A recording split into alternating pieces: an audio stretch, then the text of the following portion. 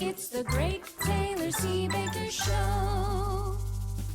Hello, and welcome back to the Great Taylor C. Baker Show. I have been baking my way through the Great British Bake Off technical challenges in hopes to live up to my namesake and become a better baker. I have made it through the first season of all of the technical challenges in the Great British Bake Off.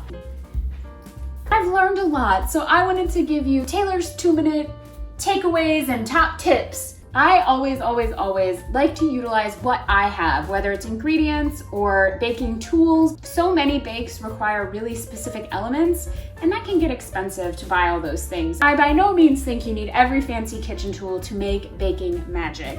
So I like to use what I have on hand. And one of the coolest tricks I have learned so far is when you're baking pies, especially, all hands in the comments who loves pie like me.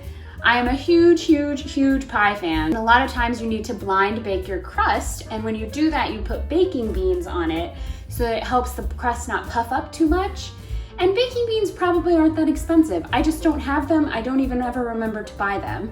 So I learned a couple of handy tricks of how you can replace baking beans with things that you probably already have in your kitchen. You can use sugar, which is probably the most efficient way. And I'm not gonna excessively fill it, just give it a little weight on the bottom. You can also use rice. And the great thing about using rice instead of sugar's kind of one and done. You use that as your baking bean replacement, you have to throw it away.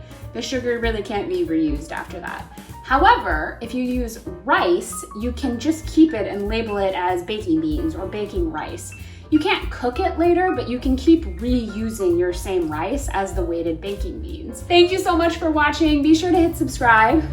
Tune in as I continue to post new episodes every Thursday, and I would love to invite you to bake along with me. And if you do, please tag me at Taylor C. Baker and use the hashtag BakeWithBaker.